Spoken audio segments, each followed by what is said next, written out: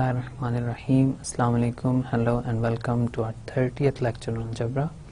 The course code is MTH 376 and it's for Masters of Mathematics students from ComScience Institute of Information Technology Virtual Campus.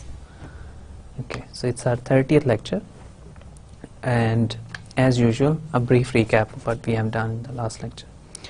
In the last lecture we started talking about a new concept of algebra. We called it a ring, and then we had some examples of it. इसी concept को हम दोबारा repeat करते हैं. बहुत quickly इसको मैं go through करता हूँ और फिर इंशाल्लाह हम आगे move on हो जाएंगे. तो ring की ये definition मैंने आपको दी थी. ring क्या थी? ring जो है एक set है, उसके ऊपर दो binary operations हैं, addition और multiplication. R अबिलियन ग्रुप है अंडर एडिशन, और एक सेमी ग्रुप है अंडर मल्टीप्लिकेशन, और इसके ऊपर डिस्ट्रीब्यूटिव लॉज लेफ्ट और राइट दोनों होल्ड करते हैं. सेमी ग्रुप की क्या कंडीशंस हैं? सेमी ग्रुप की ये कंडीशन है कि वो एक सेट होता है, उसके ऊपर एक बाइनरी ऑपरेशन होता है जो यहाँ पे मल्टीप्लिकेशन है, और उसके अंदर वो एलिमेंट्स, उसके सेट के एलिमेंट्स जो हैं वो एसोसिएटिव होते हैं. ओके, सो ये सेमी ग्रुप की कंडीशंस हैं, और ये हमारे पास सेकंड में जो लिखी हुई हैं ये एक्चुअल में एक सेमी ग्रुप की कंडीशंस हैं. ओके, सो रिंग क्या है? एक सेट है, उसके ऊपर दो बाइनरी ऑपरेशंस हैं, एडिशन और मल्टीप्लिकेशन. अंडर एडिशन वो एक अबिलियन ग्रुप है, अंडर मल्टीप्लिकेशन वो क्लोज्ड होना चाहिए और उसके एलिमेंट्स एसोसिएटिव होना चाहिए. मतलब वो अंडर एडिशन, अंडर मल्टीप्लिकेशन एक सेमी ग्रुप हो, और उसके ऊपर राइट और लेफ्ट दोनों डिस्ट्रीब्यूटिव लॉज जो हैं वो होल्ड करने चाहिए. तो अगर ये तीनों कंडीशंस ट्रू हों किसी सेट के लिए तो हम कहेंगे कि वो सेट एक रिंग है. ओके, फिर इसकी कुछ एग्जांपल्स हमने देखी थी. एग्जांपल में हमने ये देखा कि इंटीजर्स का जो सेट है अंडर एडिशन और multiplication, this is a ring. ठीक है, इंटीजर्स का जो सेट है अंडर एडिशन और मल्टीप्लिकेशन हमारे पास एक रिंग बनाता है. इसमें कोई इतना मुश्किल कॉन्सेप्ट नहीं था, ये हमने लास्ट टाइम डिस्कस किया था. फिर आपके पास नेक्स्ट है Zn.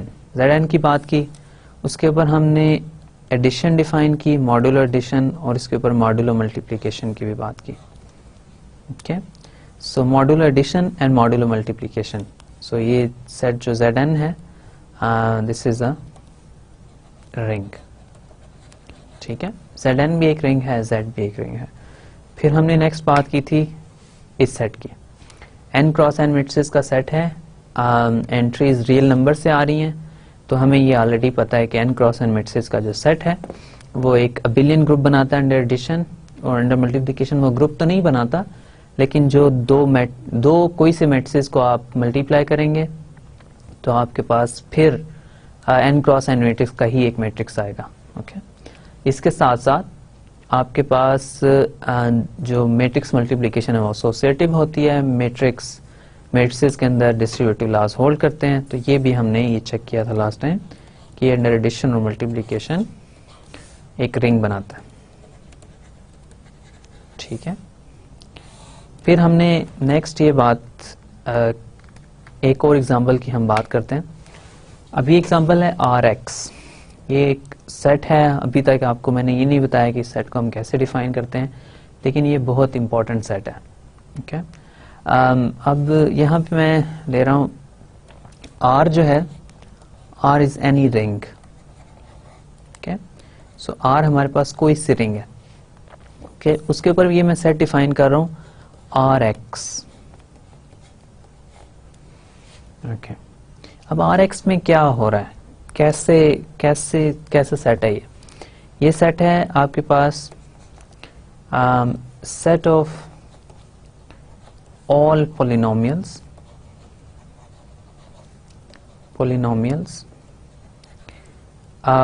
इन वेरिएबल x. ठीक है, अब पॉलिनोमियल्स क्या होते हैं? होपफुली आई एम श्योर कि इस डेफिनेशन से आप फेमिलियर होंगे. पॉलिनोमियल क्या होते हैं? पॉलिनोमियल आप यूँ समझ ले इक्वेशंस होती हैं जिसमें वेरिएबल की जो हाईएस्ट वेरिएबल की जो पावर है वो एक इंटीजर हो सकता है, positive integer, non negative integer, zero हो सकती है और जीरो से बड़े इंटीजर्स हो सकते हैं.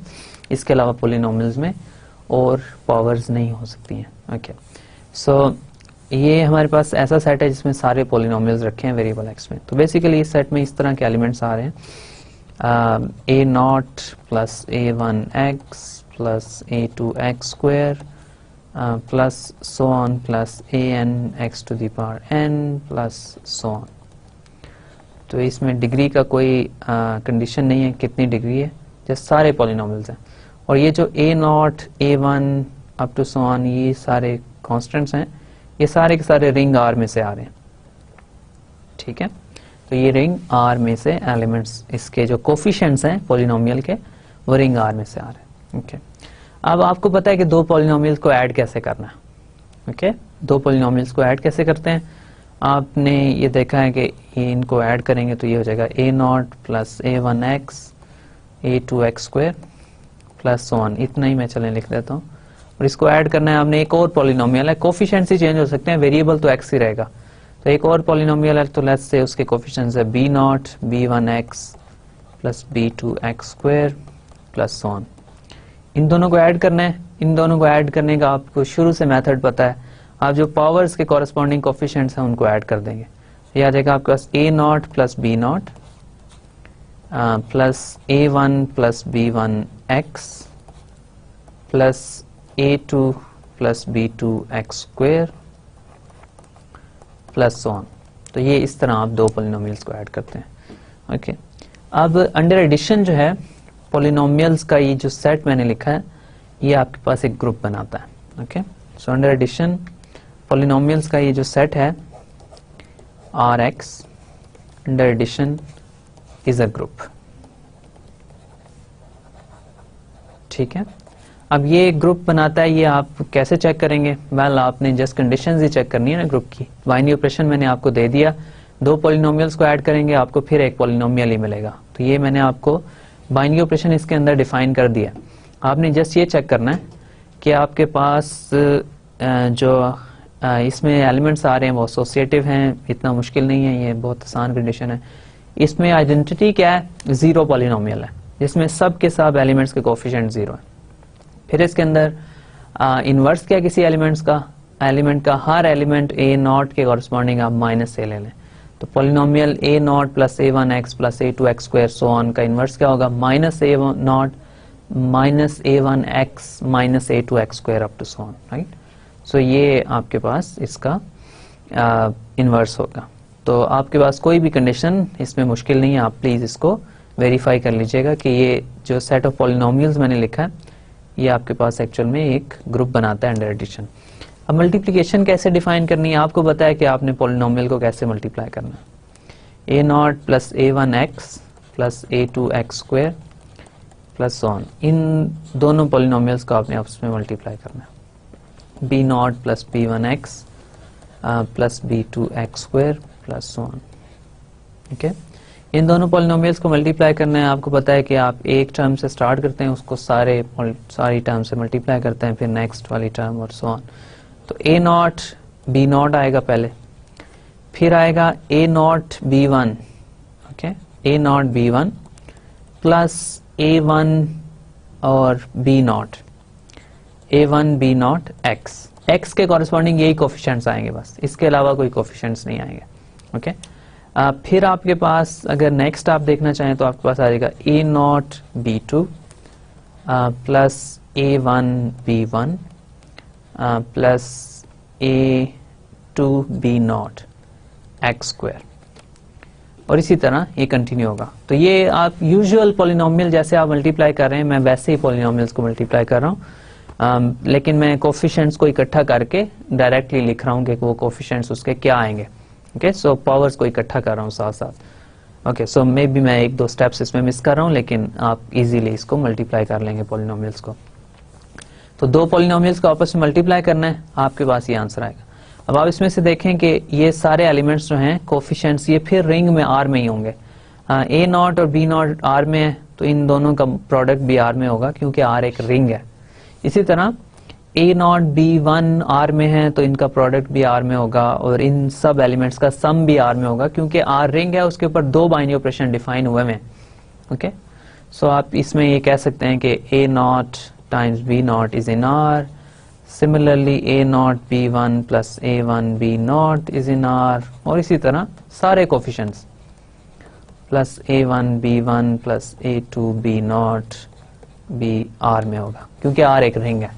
ओके, सो इसका मतलब ये है कि जो प्रोडक्ट मैंने डिफाइन की पॉलिनोमियल्स की, ये भी एक आर एक्स में एक पॉलिनोमियल है. कोफिशिएंट सारे आर में से आ रहे हैं और वेरिएबल इसमें एक्स है.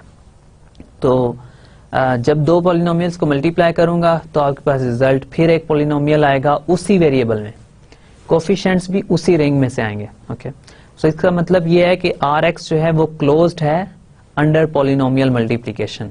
ओके, फिर आपने एसोसिएटिव लॉ चेक करना है. इसमें एसोसिएटिव लॉ भी चेक कीजिएगा प्लीज आप. मैं इसकी डिटेल में नहीं जाता, लेकिन आप इसमें रिंग आर में एसोसिएटिव लॉ होल्ड करता है, तो आपने कोफिशिएंट्स के ऊपर जस्ट एसोसिएटिव लॉ अप्लाई करना है और आपके पास ये शो हो जाएगा कि आर एक्स में भी एसोसिएटिव लॉ होल्ड करता है. ओके, तो मैं ये कहूंगा कि आर एक्स जो है under multiplication is a semi group. ठीक है, ये अंडर मल्टीप्लिकेशन आपके पास एक सेमी ग्रुप है. अंडर एडिशन एक ग्रुप है, अंडर मल्टीप्लिकेशन एक सेमी ग्रुप है. ओके, फिर इसके ऊपर डिस्ट्रीब्यूटिव लॉज की बात करनी अगर आप चाहें तो डिस्ट्रीब्यूटिव लॉज क्या हैं? अब दो पॉलिनोमियल्स को पहले ऐड कर लें, फिर उनको एक पॉलिनोमियल से मल्टीप्लाई कर लें, या पहले आप पॉलिनोमियल्स को कॉरस्पॉन्डिंग ऐड कर मल्टीप्लाई कर लें तो फिर बाद में ऐड कर लें, इससे कोई फर्क नहीं पड़ता. तो आपको ये होपफुली पहले से पता होगा कि या आप इसमें चेक भी कर सकते हैं. ये बहुत मुश्किल कॉन्सेप्ट्स नहीं है, मैं जस्ट क्योंकि ये चीज़ें आपके लिए बहुत आसान है, आपने पहले बहुत बार की हुई हैं, इसलिए मैं इतनी ज़्यादा इसकी डिटेल में नहीं जा रहा. तो आपके पास अगर हों पॉलिनोमियल्स हों, लेट्स से आपके पास एक पॉलिनोमियल है p ऑफ x, एक फिर दो पॉलिनोमियल्स हैं q of x plus let's say r of x. ये तीन पॉलिनोमियल्स हैं, तो इनके लिए आप ये प्रूव कर सकते हैं. यहाँ पे x है ऑफ कोर्स, तो इन तीनों पॉलिनोमियल्स के लिए आप प्रूव कर सकते हैं कि ये इक्वल है p of x times q of x plus p of x times r of x. ठीक है, तो ये होल्ड करता है,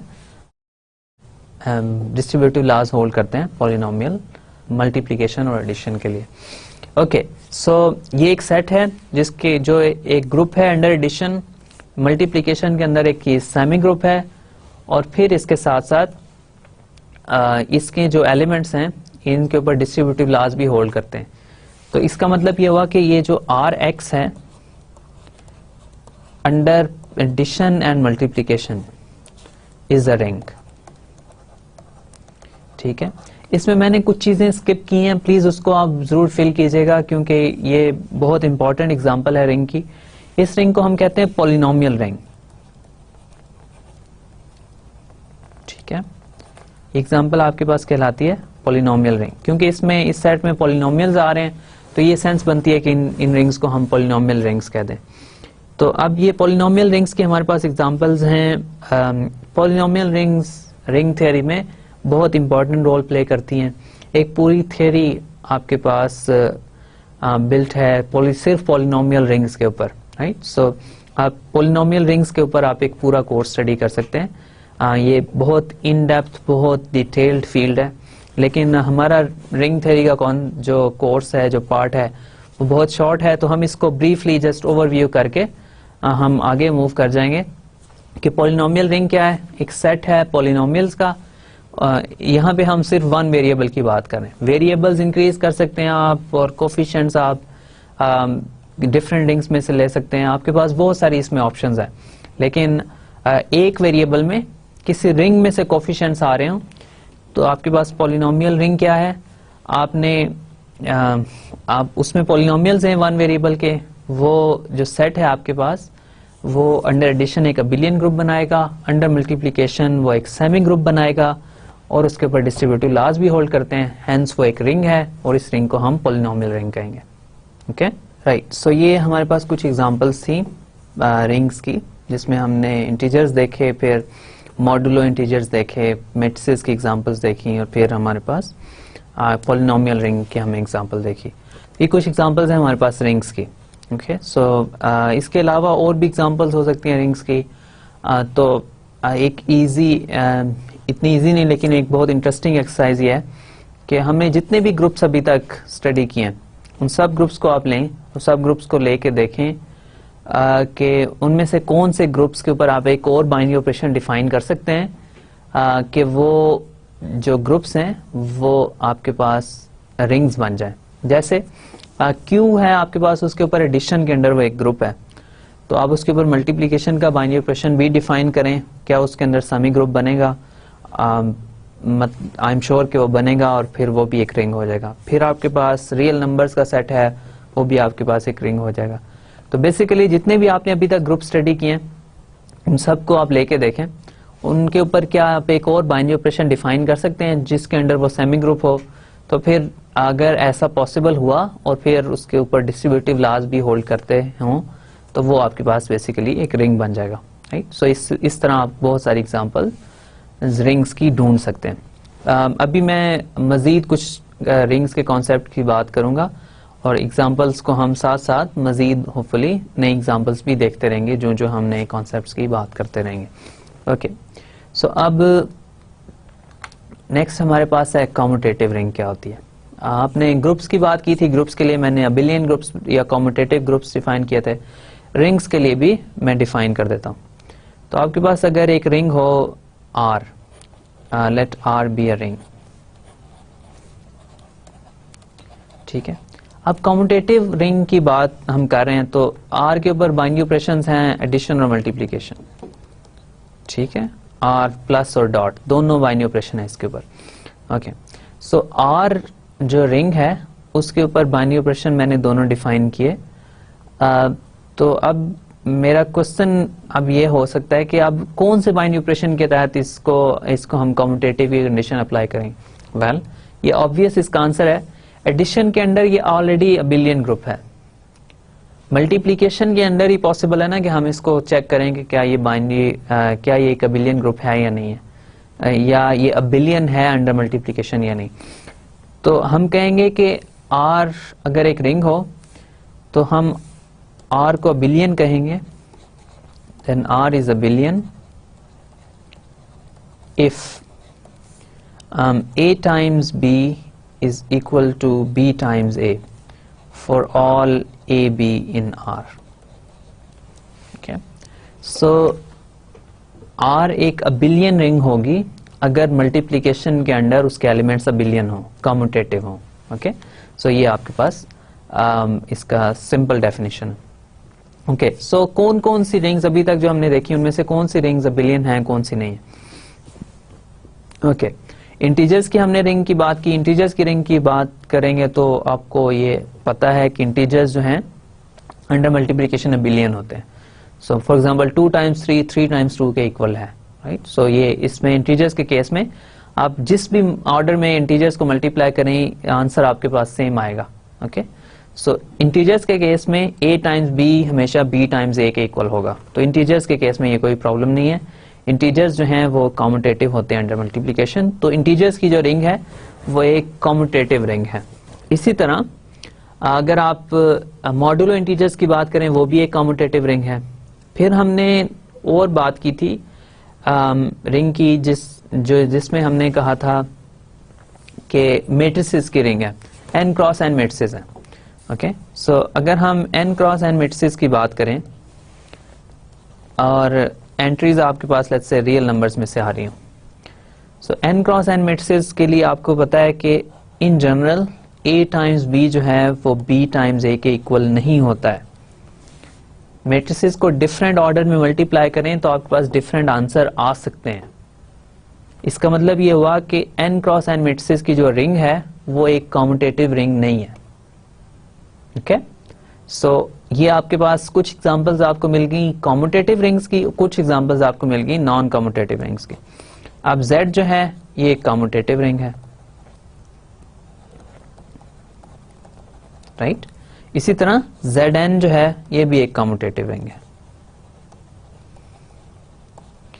लेकिन n क्रॉस n मैट्रिसेस की जो रिंग है ये नॉन कम्यूटेटिव है,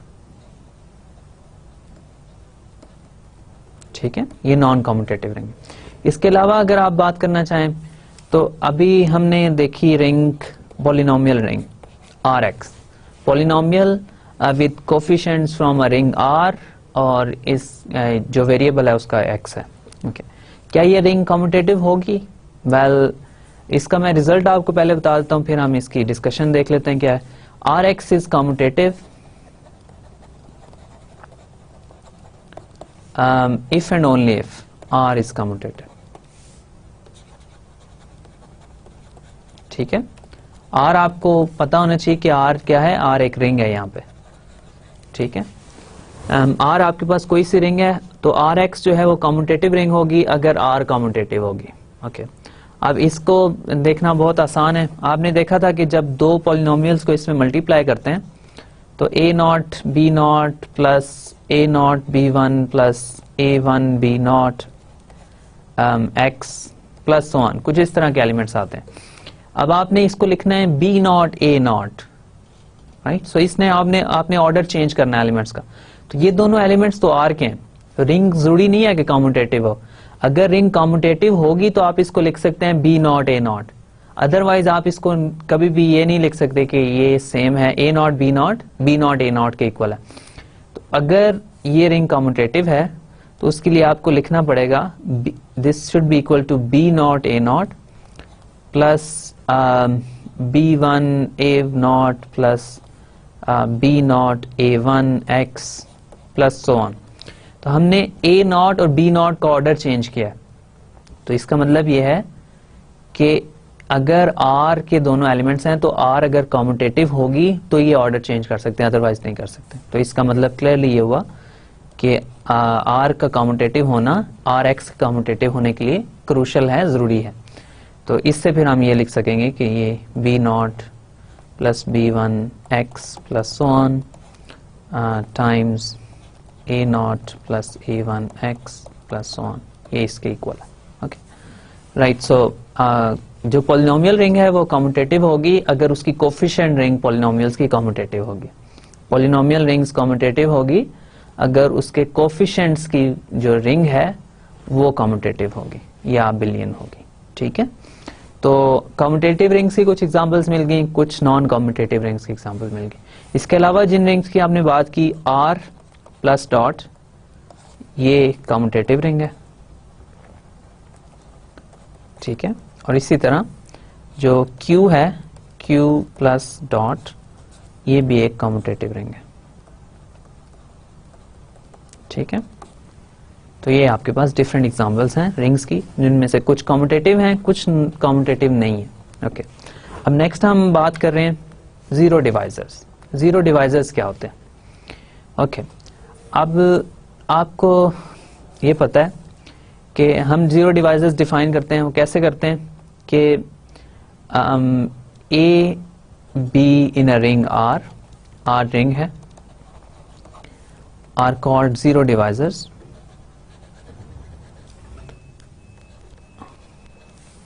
Zero divisors if what happens, if a times b is equal to 0 but a is not equal to 0 and b is not equal to 0.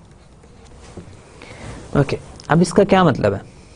हम कह रहे हैं कि a और b जो दो एलिमेंट्स हैं किसी रिंग R के, उनको हम जीरो डिवाइजर्स कहेंगे अगर हम उन दोनों को मल्टीप्लाई करें तो आपके पास आंसर 0 आ जाए, लेकिन वो दोनों एलिमेंट्स खुद 0 ना हो।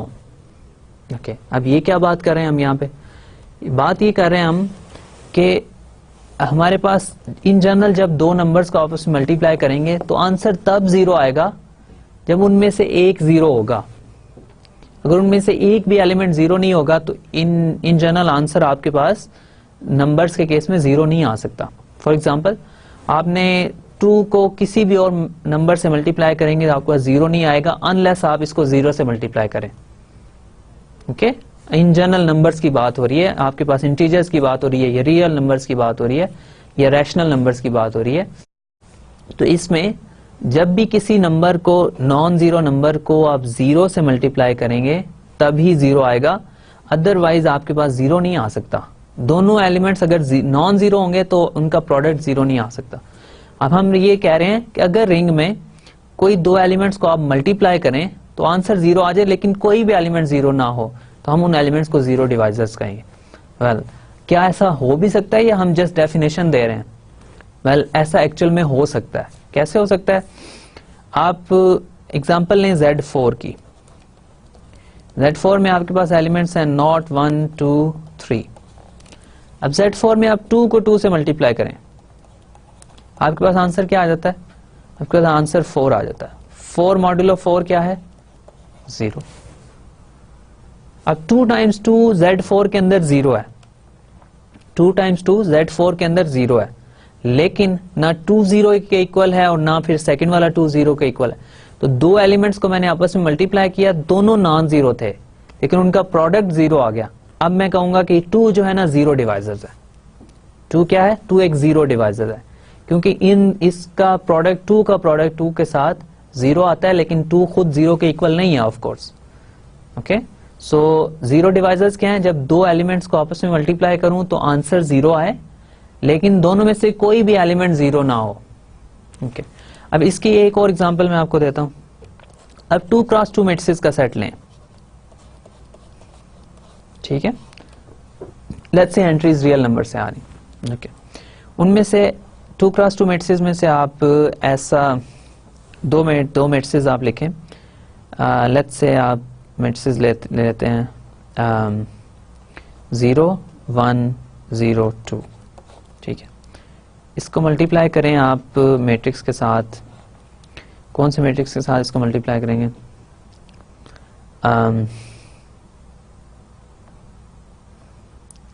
1 और 0, और इसके साथ आप रख लें मे बी 5 और 0, ठीक है। अब इन दोनों मैट्रिसेस को आपस में मल्टीप्लाई करें। इन दोनों मैट्रिसेस को आपस में मल्टीप्लाई करें, आपको आ जाएगा 0 टाइम्स 1 0, 1 टाइम्स 0 इज 0, यहाँ पे 0 आ जाएगा। फिर 0 टाइम्स 5 और 1 टाइम्स 0, ये भी 0 आ जाएगा। 0 टाइम्स 1 0 हो जाएगा, 2 टाइम्स 0 ये भी 0 हो जाएगा। फिर 0 टाइम्स 5 0, और फिर ये भी लास्ट टर्म भी 0 हो जाएगी। ओके, अब ये दो मैट्रिसेस मैंने लिए, ये मैट्रिक्स जो है ये 0 के इक्वल नहीं है, ये मैट्रिक्स भी 0 के इक्वल नहीं है, लेकिन दोनों का प्रोडक्ट 0 आ गया। तो 2 क्रॉस 2 मैट्रिसेस में मैंने दो मैट्रिसेस लिए, दोनों 0 नहीं थे, उनका प्रोडक्ट मेरे पास 0 आ गया। इसका मतलब यह है कि ये मैट्रिसेस जो है ये अब 0 डिवाइजर्स हैं, ठीक है। ये मैट्रिसेस क्या हैं? ये 0 डिवाइजर्स हैं, कि दो नॉन जीरो मैट्रिसेस को मल्टीप्लाई किया, 0 आंसर आ गया। तो ये दो मैट्रिसेस जो मैंने लिए हैं, ए और बी अगर आप इनको कहें, तो ये दोनों ए बी 0 डिवाइजर्स है और बी भी 0 डिवाइजर्स है। 0 डिवाइजर है 2 क्रॉस 2 मैट्रिसेस की रिंग के अंदर। ओके, सो आपके पास ये 0 डिवाइजर की आपके पास कंडीशंस आ गई। ओके, फिर आपके पास नेक्स्ट डेफिनेशन है इंटीग्रल डोमेन की। इंटीग्रल डोमेन बहुत इंपॉर्टेंट सेट है। एक रिंग होती है, लेकिन थोड़ी सी इसमें एक्स्ट्रा कंडीशन है। एक्स्ट्रा कंडीशन क्या है कि an integral domain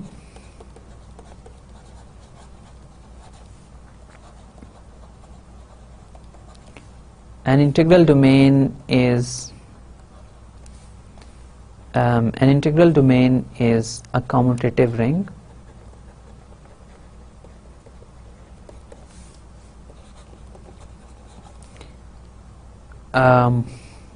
with unity and has no 0 divisors.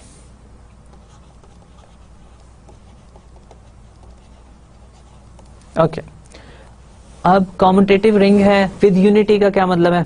हमने जब रिंग की कंडीशन लगाई थी, रिंग की कंडीशंस में हमने कहा था कि रिंग के अंदर दो कंडीशंस हैं बेसिकली। मल्टीप्लिकेशन के अंदर कौन सी दो कंडीशंस हैं?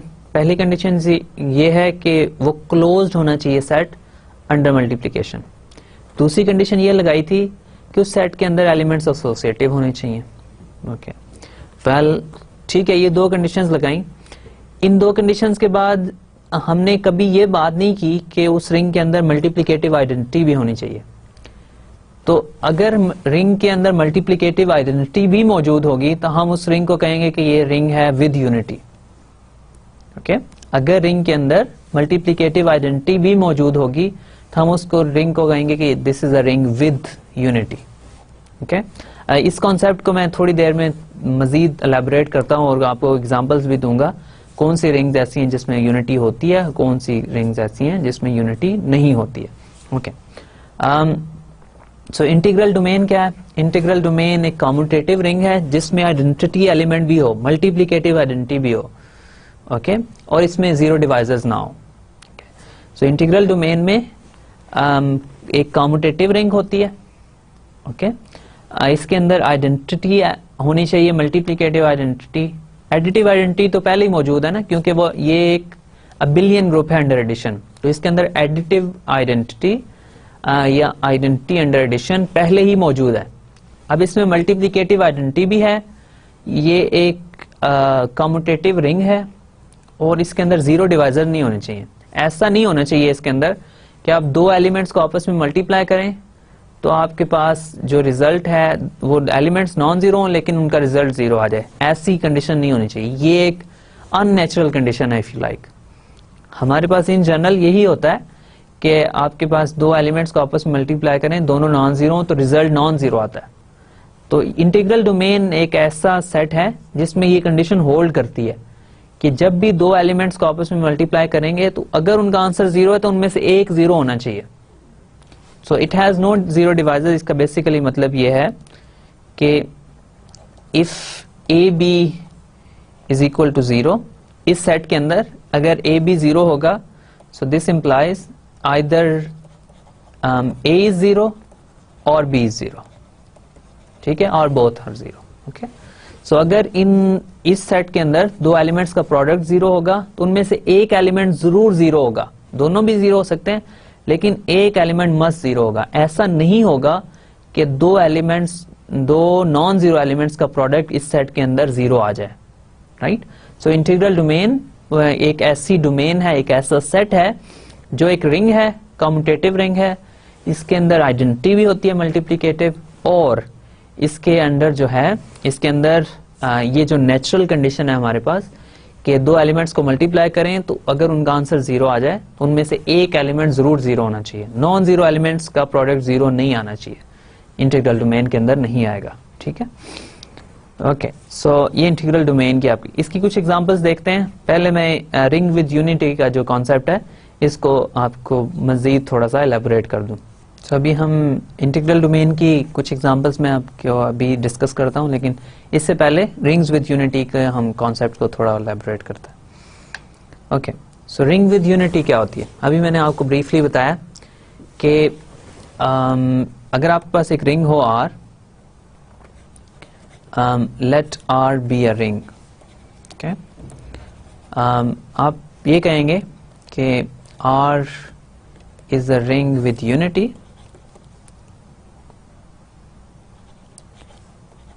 is a ring with unity if what happens, if R has multiplicative identity, if R has multiplicative identity, okay, so R is a ring with unity if R has multiplicative identity। अगर R के अंदर उसकी multiplicative identity भी मौजूद हो तो हम कहेंगे कि R जो है वो एक रिंग है विद यूनिटी। ओके अब कुछ एग्जांपल्स अगर हम इसकी देखना चाहेंगे कौन सी रिंग्स विद यूनिटी हैं और कौन सी रिंग्स ऐसी हैं जिनमें यूनिटी नहीं मौजूद है। ओके सो अगर आप फर्स्ट अपनी रिंग से स्टार्ट करें, यूनिटी से मुराद ये है मल्टीप्लिकेटिव आइडेंटिटी है, राइट। सो अगर आप Z की बात करें तो Z एक रिंग है, राइट। अब मल्टीप्लिकेटिव आइडेंटिटी क्या है Z के अंदर? 1 है, ओके मल्टीप्लिकेटिव आइडेंटिटी क्या है? 1 है। सो 1 जो है वो Z के अंदर मौजूद है ऑफ कोर्स, और 1 जो है वो एक मल्टीप्लिकेटिव आइडेंटिटी भी है बिकॉज आप कोई भी एलिमेंट लें M Z के अंदर then M times 1 is equal to M, और ये सेम है 1 टाइम्स M के भी इक्वल है, ओके। सो M कोई भी एलिमेंट है इंटीजर्स के सेट में, ओके तो इसका मतलब ये हुआ कि इंटीजर्स का जो सेट है उसके अंदर मल्टीप्लिकेटिव आइडेंटिटी मौजूद है। तो M इंटीजर्स जो है वो एक रिंग है विद यूनिटी। ओके, इंटीजर्स का जो सेट है या रिंग है वो है रिंग विद यूनिटी। अब इसके अलावा कौन सी रिंग है जो विद यूनिटी है? ओके, अगर आप लेट्स से बात करें 2 क्रॉस 2 मैट्रिक्स की, रियल नंबर्स में से एंट्री आ रही। ओके, अब क्या इसके अंदर मल्टीप्लिकेटिव आइडेंटिटी मौजूद है? ऑफ कोर्स मौजूद है। इसके अंदर 2 क्रॉस 2 मैट्रिक्स की आइडेंटिटी मौजूद है 1 0 0 1। ओके, अब ये आइडेंटिटी मैट्रिक्स है, इसको आप किसी भी और 2 क्रॉस 2 मैट्रिक्स के साथ मल्टीप्लाई करेंगे तो आंसर वही 2 क्रॉस 2 मैट्रिक्स आ जाएगा। ये आइडेंटिटी एलिमेंट उसके ऊपर कोई इफेक्ट नहीं करेगा। तो आइडेंटिटी एलिमेंट इस सेट के अंदर मौजूद है, तो ये एक रिंग है, ये हमने पहले चेक किया हुआ है। इसके अंदर आइडेंटिटी एलिमेंट भी है, तो ये एक रिंग है विद यूनिटी। ओके, तो ये आपके पास कुछ एग्जांपल्स हैं रिंग्स विद यूनिटी की। अब हम मूव हो जाते हैं इंटीग्रल डोमेन की एग्जांपल्स के ऊपर। तो अगर आपके पास रिंग हो विद यूनिटी और फिर आप अगर हमारे पास उसमें 0 डिवाइसेस भी ना हो, कम्यूटेटिव रिंग होनी चाहिए ऑफ कोर्स, कम्यूटेटिव रिंग हो उसमें 0 डिवाइसेस भी ना हो, फिर हम उसको कहेंगे और उसके अंदर ऑफ कोर्स यूनिटी भी हो, तो हम उसको कहेंगे कि वो एक इंटीग्रल डोमेन। अब इस कोर्स के अंदर और इन जनरल भी रिंग्स के अंदर जब भी हम रिंग्स की बात करते हैं तो स्टार्ट में डेफिनेशन में श्योर उसके अंदर आइडेंटिटी एलिमेंट मौजूद नहीं है, लेकिन इन जनरल जब हम रिंग्स की इन डेप्थ एनालिसिस और स्टडी करते हैं तो रिंग्स के अंदर हम हमेशा अज्यूम करते हैं कि उसके अंदर आइडेंटिटी एलिमेंट हो। ओके, सो हम ये अज्यूम करते हैं कि rings are always rings with unity. तो अब इसके बाद इस कोर्स में जब भी हम बात करेंगे रिंग्स की तो हम ये उसके अंदर आइडेंटिटी एलिमेंट अज्यूम करेंगे कि इसके अंदर यूनिट एलिमेंट मौजूद है, मतलब इसके अंदर मल्टीप्लिकेटिव आइडेंटिटी मौजूद है। और तकरीबन बहुत सारी रिंग्स के अंदर यूनिट एलिमेंट मौजूद होता है अनलेस कि आप उसको एक डिफरेंट तरीके से स्पेशल कंस्ट्रक्शन दें। तो रिंग्स के अंदर यूनिटी मौजूद होती है, रिंग्स के अंदर यूनिटी मौजूद है। ओके, सो इंटीग्रल डोमेन की क्या एग्जांपल्स हो सकती हैं? वेल, आप Z से स्टार्ट कर लें। Z से अगर हम स्टार्ट करें तो Z जो है एक कम्यूटेटिव रिंग है। ठीक है, Z आपके पास एक डेफिनेटली कम्यूटेटिव रिंग है। फिर Z के अंदर यूनिटी भी है R1। ठीक है, Z हैज 1। ठीक है, फिर इसके बाद थर्ड कंडीशन ये है कि इसके अंदर 0 डिवाइसेस भी नहीं होने चाहिए, और ये भी आपको पता है कि Z has no 0 devices.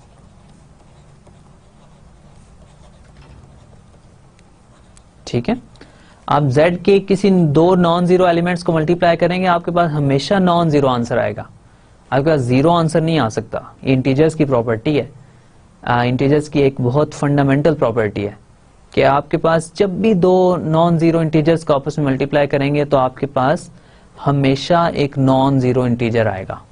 Okay, so integers के अंदर कोई जीरो डिवाइजर नहीं होते, तो इंटीजर्स जो हैं एक इंटीग्रल डोमेन है। सो Z is an integral domain.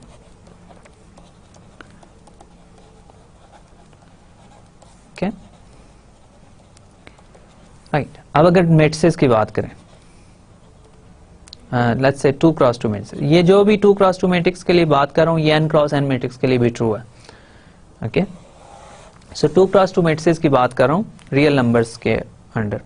इसके ये एक रिंग है, डेफिनेटली एक रिंग है। क्या ये कम्यूटेटिव रिंग है? वेल, ये कम्यूटेटिव रिंग नहीं है, ये एक कम्यूटेटिव रिंग नहीं है। 2 क्रॉस 2 मैट्रिक्स का जो सेट है ये कम्यूटेटिव रिंग नहीं है। हमने अभी देखा कि 2 मैट्रिक्स को आप मल्टीप्लाई करें डिफरेंट ऑर्डर में आपके पास डिफरेंट आंसर आ सकता है। Okay, so is not a commutative ring. Okay, it's not a commutative ring. Okay, अब ये कम्यूटेटिव रिंग नहीं है तो फिर ऑफ कोर्स ये आपके पास ये एक इंटीग्रल डोमेन नहीं हो सकती। ओके, सो ये एक इंटीग्रल डोमेन नहीं है, so it's not is not an integral domain.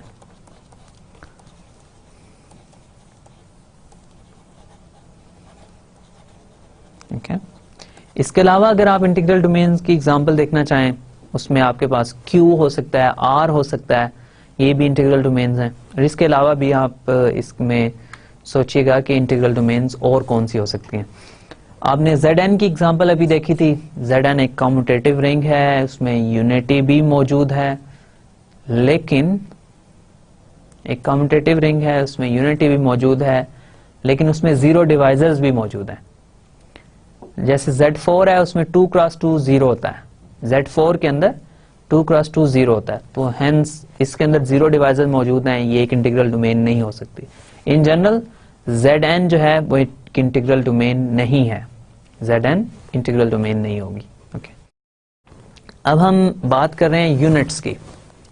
हमने यूनिटी की बात की। यूनिटी क्या है? मल्टीप्लिकेटिव आइडेंटिटी है।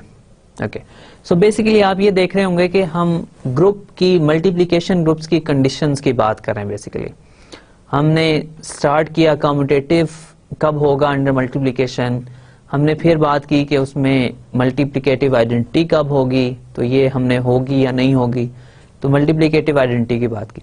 अब हम यूनिट्स की बात कर रहे हैं। यूनिट्स क्या है? यूनिट आपको एक ऐसा एलिमेंट है रिंग का जिसका मल्टीप्लिकेटिव इनवर्स एग्जिस्ट करता हो रिंग में। ओके, रिंग के अंदर एलिमेंट्स का मल्टीप्लिकेटिव इनवर्स एग्जिस्ट करना जरूरी नहीं है। हमने ये कंडीशन नहीं लगाई हुई रिंग के ऊपर कि उसके एलिमेंट्स का मल्टीप्लिकेटिव इनवर्स एग्जिस्ट करता हो, लेकिन जिन एलिमेंट्स का मल्टीप्लिकेटिव इनवर्स एग्जिस्ट करता हो हम उनको यूनिट्स कह देंगे। जरूरी नहीं है कि सबका एग्जिस्ट करता हो, जरूरी नहीं है कि किसी एक का भी एग्जिस्ट करता हो। ओके, तो अगर एग्जिस्ट करता है किसी का तो हम उनको यूनिट कह देंगे। लेकिन जैसे अभी मैंने कह दिया कि अगर रिंग विद यूनिटी होगी, जो कि हमारी सब रिंग्स के ऊपर अब कंडीशन है, तो उनके ऊपर कम से कम एक एलिमेंट तो जरूर होगा जो यूनिट होगा, जो मल्टीप्लिकेटिव आइडेंटिटी है। आइडेंटिटी खुद अपना इनवर्स होती है, तो उसका इनवर्स तो डेफिनेटली उसके अंदर एग्जिस्ट करेगा अगर आइडेंटिटी एग्जिस्ट करती है, तो हेंस आइडेंटिटी जो है वो एक यूनिट जरूर होगा। ओके, सो यूनिट क्या है? an element A in a ring R is called a unit. So it's called a unit if A inverse exists in R and A times A inverse is equal to identity is equal to A inverse times. Okay, so अगर ring हो उसके अंदर unity होनी चाहिए, अगर otherwise inverse का concept ही बिल्कुल डिफाइन ही नहीं किया जा सकता। तो अगर आपके पास रिंग हो उसके अंदर यूनिटी हो, मतलब मल्टीप्लिकेटिव आइडेंटिटी मौजूद हो, तो फिर हम कहेंगे कि उसका कोई एलिमेंट जिसका मल्टीप्लिकेटिव इनवर्स एग्जिस्ट करता है वो उसका यूनिट है। तो हर रिंग के अंदर, ring with unity, her ring के अंदर एक यूनिट जरूर होगा। वो यूनिट क्या है? उसकी मल्टीप्लिकेटिव आइडेंटिटी। ओके, एक से ज्यादा हो सकते हैं, लेकिन एक कम से कम होगा अगर रिंग विद यूनिटी है। ये मैं बार बार इसलिए आपको रिमाइंड करवा रहा हूं कि रिंग विद यूनिटी है, ताकि आपको ये याद हो जाए कि अब हमारे पास जितनी भी रिंग्स आएंगी, बाकी जितने भी हमारे पास 1-2 लेक्चर्स रह गए, उन सब में रिंग्स विद यूनिटी ही आएंगी। ओके, सो अब जैसे छोटी सी एग्जांपल लेके फिर इस डिस्कशन इसमें मजीद डिटेल में मैं नहीं जाऊंगा। Z है आपके पास, रिंग है विद यूनिटी है, Z is a ring with unity, right, with 1 मैं जस्ट कह देता हूं। इसके यूनिट्स क्या हैं? ओके, इसमें 1 टाइम्स 1 जो है वो 1 के इक्वल है, तो 1 इसका एक यूनिट है। फिर अगर आप बात करें -1 टाइम्स -1, तो ये भी 1 है, तो इसका मतलब है -1 भी खुद अपना इनवर्स है, क्योंकि इन दोनों को मल्टीप्लाई किया तो आइडेंटिटी एलिमेंट आ गया। ओके, सो इसके अंदर 2 यूनिट मौजूद हैं। अब आप ये चेक कर सकते हैं इसके अलावा Z के अंदर कोई भी और यूनिट एलिमेंट मौजूद नहीं है। इन दोनों के अलावा Z के अंदर कोई भी और यूनिट एलिमेंट मौजूद नहीं है। ओके, सो ये आपके पास एक एग्जांपल होगी। अगर कोई और एग्जांपल आप देखना चाहें, फिर मैट्रिसेस की बात कर लेते हैं। तो 2x2 मैट्रिसेस के केस में entries let's say real numbers में से आ रही हैं, इनमें से आपको यूनिट ढूंढना चाह रहे हो, तो आइडेंटिटी एलिमेंट जो है एक यूनिट है इसके अंदर।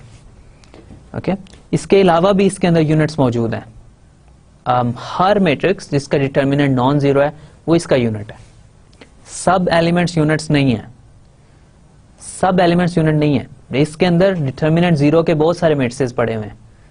ओके लेकिन जितने भी मैट्रिसेस हैं जिनका डिटर्मिनेंट नॉन जीरो है वो सब के सब इसके यूनिट्स हैं, राइट। सो इसके अंदर आप इनफाइनाइटली मैनी यूनिट्स फाइंड कर सकते हैं और इसी तरह इनफाइनाइटली मैनी नॉन यूनिट्स भी फाइंड कर सकते हैं। ओके सो इसके अंदर यूनिट्स की होपफुली आपको क्लियर हो गया होगा। तो यूनिट्स क्या हैं? वो एलिमेंट्स है रिंग्स के जिनका मल्टीप्लिकेटिव इनवर्स एग्जिस्ट करता है। जरूरी नहीं सबका एग्जिस्ट करता हो, लेकिन जिनका एग्जिस्ट करेगा उनको हम यूनिट्स कहेंगे। ओके सो ये आपके पास यूनिट्स की बात होगी, राइट। नेक्स्ट आपके पास कॉन्सेप्ट है सब रिंग का। ओके सो ये लास्ट कॉन्सेप्ट है आज के लेक्चर का। हम इसके बाद इंशाल्लाह इस डिस्कशन को क्लोज कर देंगे। ओके सब रिंग क्या है आपके पास? अब आप ने अगर ग्रुप के लिए सब ग्रुप डिफाइन किया था तो रिंग के लिए सब रिंग डिफाइन करना इतना मुश्किल नहीं है। जैसे मैंने कहा कि अगर आपको एक अलजेब्रा के कॉन्सेप्ट टॉपिक के लिए कॉन्सेप्ट्स अच्छी तरह अगर आपको अंडरस्टैंड कर लिया आपने, तो दूसरे किसी भी स्ट्रक्चर के लिए आपके डेफिनेशंस देना इतना मुश्किल नहीं होगा। ओके सो आपने ग्रुप की बात की थी। ग्रुप के लिए मैंने कहा सब ग्रुप तब होगा, एक ग्रुप का सब ग्रुप अगर मैंने डिफाइन किया था कि आपके पास जी एक ग्रुप है, अगर उसका एक सबसेट एच हो तो उस सबसेट को हम सब ग्रुप कहेंगे। अगर एच खुद भी एक ग्रुप हो उसी ऑपरेशन के अंदर जिसके अंदर जी एक ग्रुप है, राइट। सो इसी डेफिनेशन को मैंने जनरलाइज करना है। मैं कह रहा हूं कि let R be a ring. अगर आपके पास रिंग हो, मैं कहूंगा कि a non empty subset, let's say S of R is called a subring. It's called a subring of R. अगर क्या हो, if what happens? If S is also a subring, if S is also a ring,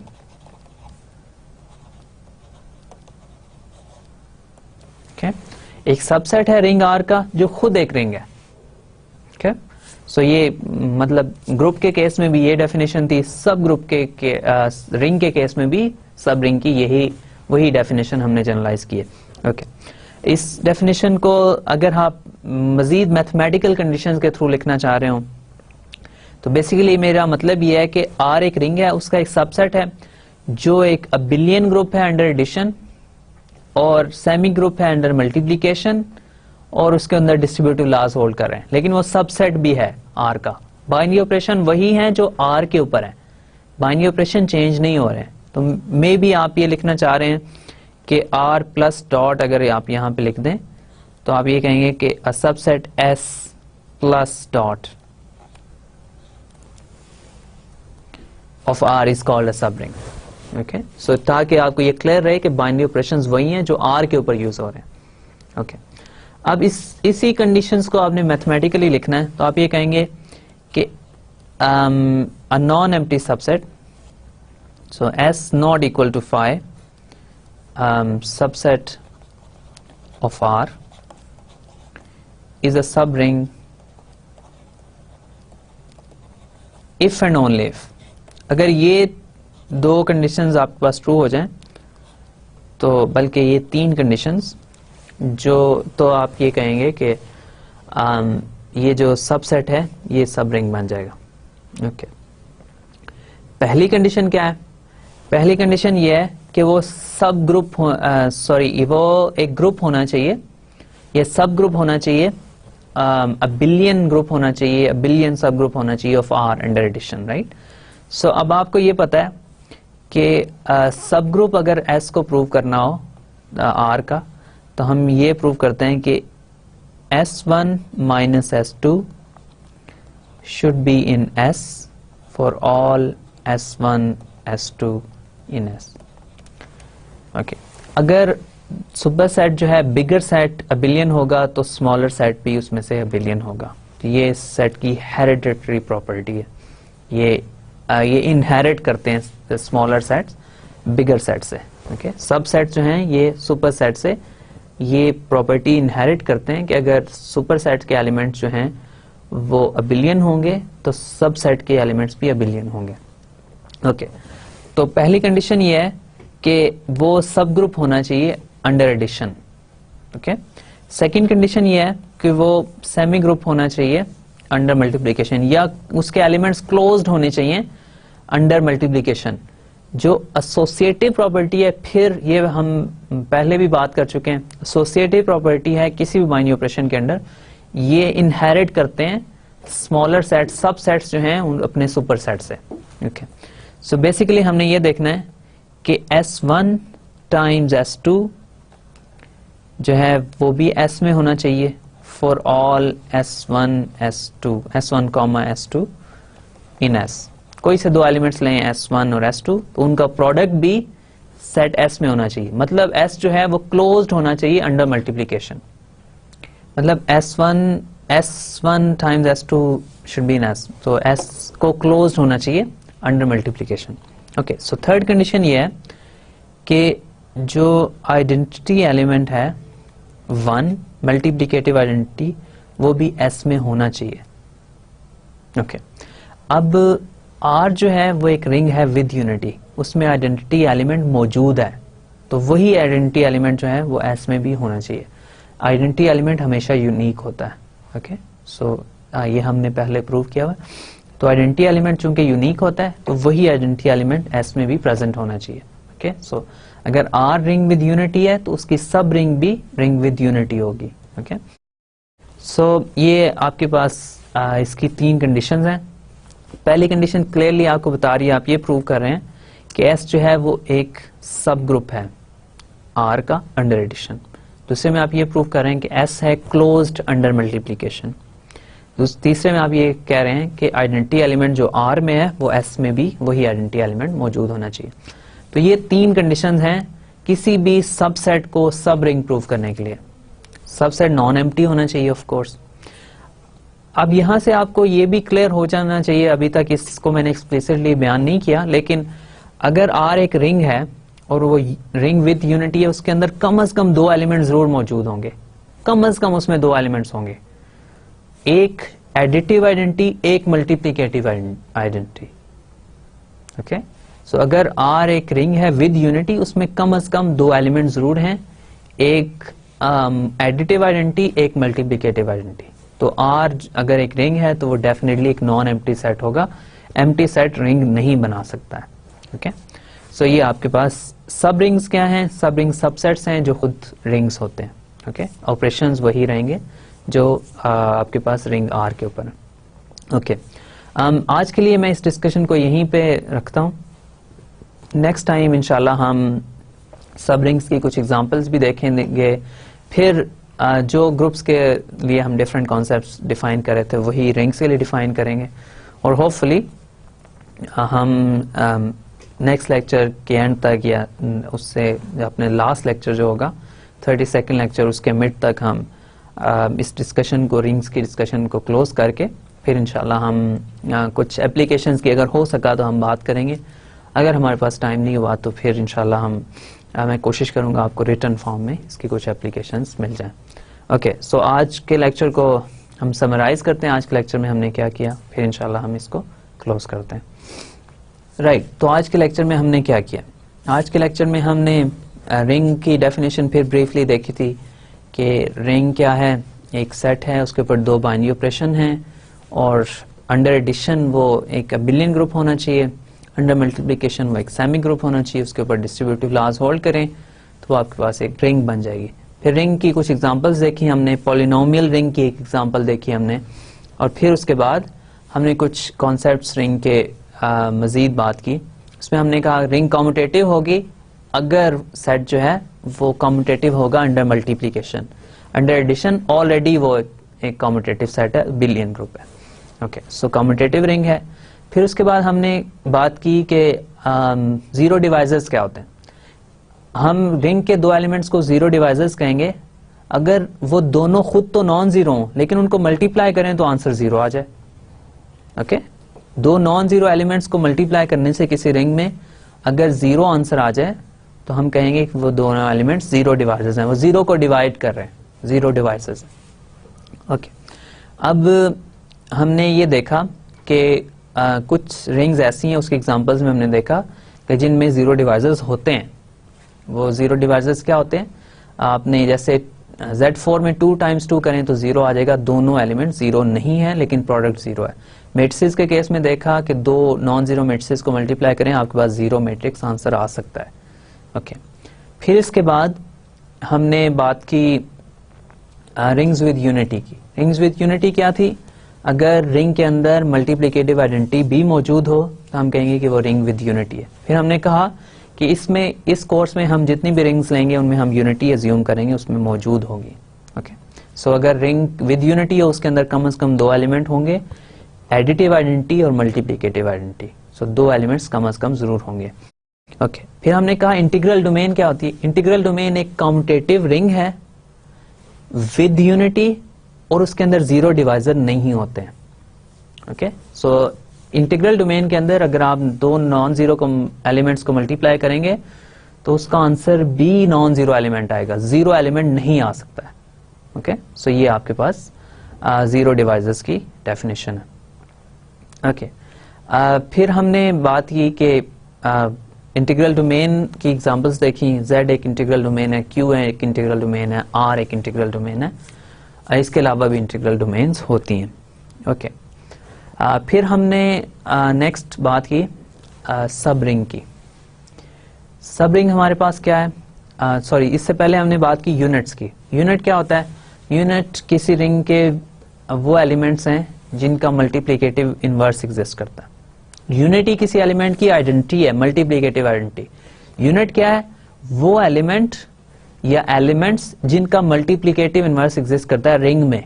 ring में elements का multiplicative inverse exist करना जरूरी नहीं है, लेकिन जिन एलिमेंट का करता है एग्जिस्ट उनको हम कहेंगे वो यूनिट है। हर रिंग के अंदर, ring with unity, her ring के अंदर कम से कम एक यूनिट जरूर होगा उसकी मल्टीप्लिकेटिव आइडेंटिटी। और इसके अलावा भी यूनिट्स हो सकते हैं रिंग के अंदर। तो Z के अंदर दो यूनिट हैं, 1 और -1। 2x2 मैट्रिसेस का अगर सारे 2x2 मैट्रिसेस का सेट लेंगे तो उसमें यूनिट्स क्या होंगे? वो सारे मैट्रिसेस जिनका डिटर्मिनेंट नॉन जीरो है। ओके, फिर हमने बात की सब रिंग की। तो अगर आपके पास एक रिंग R है, उसका एक सबसेट कंसिडर करें आप S। अगर वो सबसेट भी रिंग हो, खुद भी रिंग हो, ऑपरेशंस वही हैं जो रिंग R के ऊपर हैं, तो हम कहेंगे कि S जो है वो सब रिंग है R की। फिर हमने उसकी कंडीशंस देखी मैथमेटिकली। हम इसको लिख सकते हैं कि अगर S सबसेट हो रिंग R का तो इसकी ये कंडीशंस हैं। तो इसी कॉन्सेप्ट को हम नेक्स्ट टाइम थोड़ा सा आगे लेके चलेंगे, इसके एग्जांपल्स भी देखेंगे और फिर इंशाल्लाह हम रिंग्स के ऊपर होमोमॉर्फिज्म्स भी डिफाइन करेंगे। फिर होपफुली जैसे मैंने क्वोशिएंट ग्रुप डिफाइन किया था तो क्वोशिएंट रिंग भी डिफाइन करने की कोशिश करेंगे। जितना हमसे पॉसिबल हुआ हम रिंग्स के कॉन्सेप्ट्स को जनरलाइज, ग्रुप्स के कॉन्सेप्ट को रिंग में जनरलाइज करने की कोशिश करेंगे। तो हमारे 2 लेक्चर्स बाकी रह गए हैं, तो इंशाल्लाह जितना हमसे पॉसिबल हुआ हम इसको ज़रूर करेंगे इंशाल्लाह। So thank you very much again for your time and attention, and hopefully I'll see you again in the next lecture. Thank you very much.